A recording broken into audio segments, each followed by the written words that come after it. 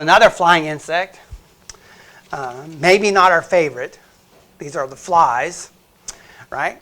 They belong to a classification order in taxonomy called Diptera, D-I-P-T-E-R-A, that first bold-faced term up there. The D-I means two, right? If you dissect something in biology class, you're cutting it into two pieces, right? To dissect means to cut in two. What's it called when you cut something in half? Bisect. It's when you bisect it, like in geometry, you cut it in half. The two parts are equal. If you dissect, you're just cutting it into two parts, right? So di means two. There's a dinosaur called Diplodocus, and the di in front of its name is usually translated as double. It means double beam. It follows an engineering pattern on the skeleton. Civil engineers looked at the sauropod dinosaur and said its skeleton reminds them of a suspension bridge, with the pillars of the bridge and then the cables that hold up the bridge, mocking the tendons and ligaments that hold the vertebrae and the spinal column of the dinosaur together. But they can actually see the engineering principles in the skeleton, built into the skeleton. But di means two, and terra means wing.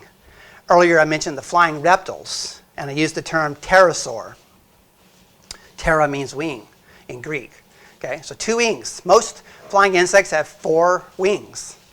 But this order of insects, which includes the flies, mosquitoes, midges, and gnats, only have one pair of wings. Only have two wings. Anybody familiar with the term flying teeth?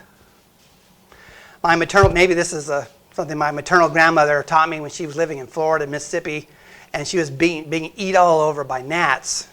She didn't call them gnats, she called them flying teeth. Okay? Maybe if you're from the south in the hot, sticky, humid summer there, you realize that. These are not our favorite insects, are they? The flies, mosquitoes, midges, and gnats, not our favorites. But the flies are the best aerialists in the insect world. Aerodynamically, some of the gymnastics they can do are better than any other flying insect there. The wing beats of flies have been measured to be 4 milliseconds between wing beat. 4 milliseconds. That's faster than your neurons are firing. There. Flies are pretty remarkable there because of that.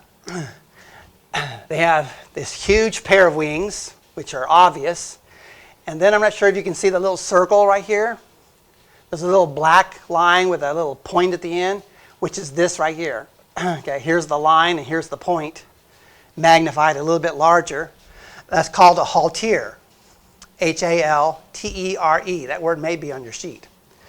A haltere is just a tiny little extension. It looks like a tiny little miniature wing, but it's not a true wing. It's really a horizontal stabilizer. If you look at some of the big airplanes at the airport, they have the huge long wings in the middle. And then on there, the tail section, there's the vertical stabilizer with the rudder. And then off perpendicular to that are the two horizontal stabilizers with the elevators. Right? Those two little horizontal stabilizers are what the halteres are to the fly. They're balancing organs. They're the aerodynamic gyroscopes that keep the fly kind of level there. And the halteres send rapid feedback to the wing steering muscles there. Okay? But the halteres themselves are not wings. The halteres have no flight muscles attached to them. But the evolutionists, though, in laboratories have mutated the poor fruit fly generation after generation after generation. This organism, this one organism, Drosophila melanogaster, genus species name, the fruit fly, has been mutated probably more than any other creature. And evolutionists are just really interested about mutations because they think mutations is the mechanism of how evolution happens. But they've noticed that mutations don't do anything to improve the organism.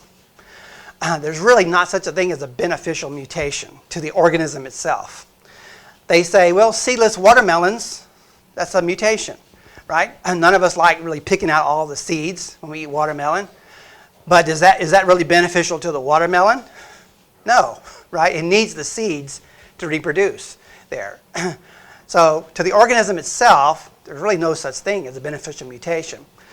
But they have what they call a four-winged fruit fly.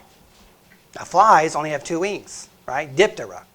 But they say there's such a thing as a four-winged fruit fly. And if you're a student, if you're a high schooler or a college student, and you may hear about this in your biology books, the four-winged fruit fly possibly, and they're going to say, well, this is evolution in action. Well, is it really? Oh, did we start with fruit flies? Yes. Did we end with fruit flies? Yes. Right? And did we evolve anything? Not really. We have enlarged halteres, but they're not really wings since there are no flight muscles. This is just extra dead weight to the fly. Extra dead weight to the fly, and it renders the fly flyless. He cannot fly with this extra weight, with these extra pair of, quote, wings there, the halteres there. So there's no evolution, no beneficial mutation, because the fly is crippled for life.